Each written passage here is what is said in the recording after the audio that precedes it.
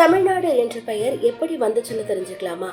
தமிழ்நாடு என்ற பெயர் 2 பகுதிகளின் சேர்க்கையால உருவானது. அதாவது தமிழ் மற்றும் நாடு. இதனுடைய பொருள் தமிழர்களின் நிலம் என்பதுதான். தமிழ் என்பது மொழி அல்லது மக்களை குறிக்குது. நாடு என்பது நிலம், பகுதி அல்லது நாட்டை குறிக்குது. ஆங்கிலேயர் ஆட்சி காலத்துல தென்னிந்திய பகுதிகள் மெட்ராஸ் மாகாணம்னு அழைக்கப்பட்டிருந்துச்சு. இந்தியாவுடைய சுதந்திரத்திற்கு பிறகு மொழி வாரியா மாநிலங்கள் பிரிக்கப்பட்ட போது, அதாவது 1956ல இப்பகுதி மெட்ராஸ் மாநிலம்னு அறியப்பட்டது. மெட்ராஸ் மாநிலம் என்பதை தமிழ்நாடுன்னு பெயர் மாற்ற வேண்டும்னு கோரிக்கை வலுப்பெற்றிருந்துச்சு. இதுக்காக தியாகி சங்கரலிங்கனார் இந்த கோரிக்கையை வலியுறுத்தி 76 நாட்கள் உண்ணாவிரதம் இருந்து உயிர் துறந்தாரு. இது இப்போராட்டத்துக்கு ஒரு உந்து சக்தியாவே மாறி இருந்துச்சு.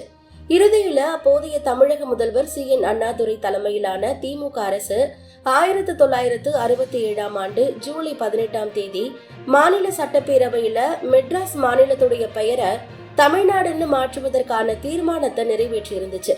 இந்த பெயர் மாற்றம் அதிகாரப்பூர்வமா 1969ஆம் ஆண்டு ஜனவரி 14ஆம் தேதி நடைமுறைக்கு வந்துச்சு.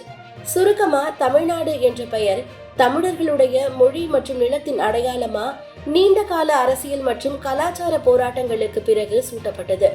சங்க இலக்கியங்கள்ல நம்முடைய பகுதி தமிழகம் அல்லது தமிழ்நாடு என்றுதான் குறிப்பிடப்பட்டிருக்கு.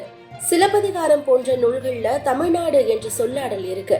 சிலப்பதிகாரத்தோட பதிகத்துல தண்டமிழ் ஆசான் சாத்தன் நன்னூர் புலவன் மாகவி தமிழ்நாடகம் என்று இளங்கோவடிகள் தமிழ்நாடகம் என்று சொல்ல பயன்படுத்தியிருக்காரு. இங்க தமிழ்நாடகம் என்பது தமிழ்நாடு. சங்க இலக்கியங்கள்லயும் குறிப்பிடப்பட்டிருக்க தமிழ்நாடு தமிழர்களுடைய நிலம் என்பதாலதான் இந்த பெயர் பெற்றிருக்கு.